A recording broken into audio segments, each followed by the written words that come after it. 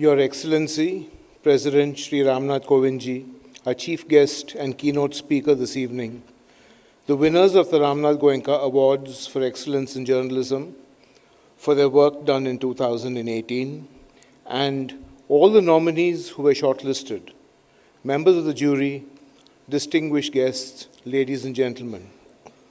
It is my honor and privilege to join you as we welcome His Excellency, the President, Shri Ramnath Goenka. We could not have had a chief guest who better encapsulates the values we celebrate this evening. The trajectory of his public life for over 40 years passes across institutions that are the very lifeblood of our democracy, from the campus to the courts, the legislature, the Raj Bhavan, and now Rashtrapati Bhavan. A law student in Kanpur, personal assistant to Morarji Desai when he was the prime mover of the opposition, the Union government's counsel in the Delhi High Court between 1977 and 79, as we all know, the turbulent years in the wake of the emergency, when a bruised democracy needed a healing touch more than ever, moving on to the Supreme Court as standing counsel for the Union government, 12 years in the Rajya Sabha from Uttar Pradesh, during the coalition years at the center, when reaching across the aisle was as imperative of national politics, then the governor of Bihar, and now the highest office of the land. On the day he was elected president 3 years ago, the Indian Express report quoted him, recalling his journey that began in a thatched hut with a straw roof in a village in Uttar Pradesh. There would be so many Ramnath Kovinds in the country today, getting drenched in the rain, doing farm work, labor, sweating it out, so that they can get their evening meals.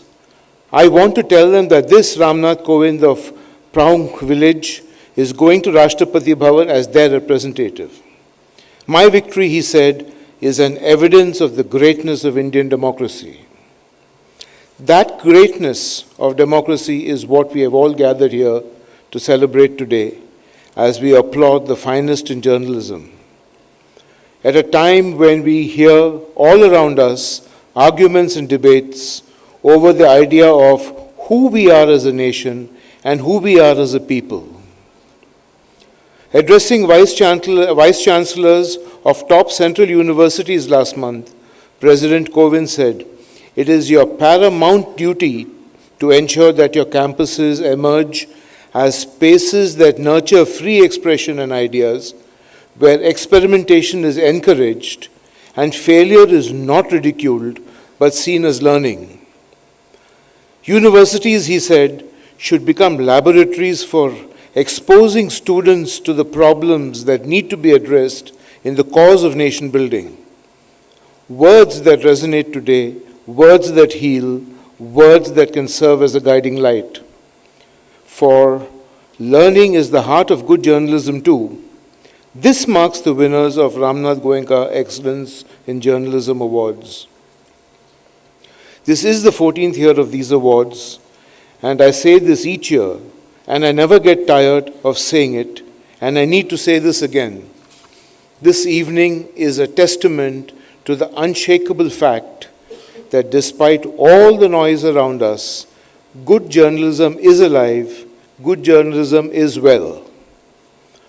What else explains that this year we have had a record of 922 entries, each one vetted and pitched as the finest work of an individual or of a news organization. From a 7-part series on sexual abuse of children in villages to how children wade through a river and walk over a 20-foot pipeline to go to school, how uranium mining affects local communities, to an investigation on faulty medical implants, these stories tell a larger story of a nation and help us better understand its forces of change. These stories also ask questions with fairness and empathy. They take neither a no nor a yes for an answer, but relentlessly search for what lies in between. They are firm in the resolve to embrace complexity, not reduced to the story, to either pro this or anti that. Attributes of the very best in journalism. These stories tell us why journalism matters. That only 5 winners this evening are those who have won RNGs earlier tell us that good journalists are not in short supply. Hopefully, that number will further go down, and those who have won awards this evening will raise their own bar before they apply again. One apparent trend, I say apparent because I'm deeply skeptical of looking at data from 1 year and calling it a trend, but let me underline this, even if this sounds like avuncular advice. There has been a sharp drop in the number of quality entries from TV channels among the broadcast entries, and more purely digital players are doing better work.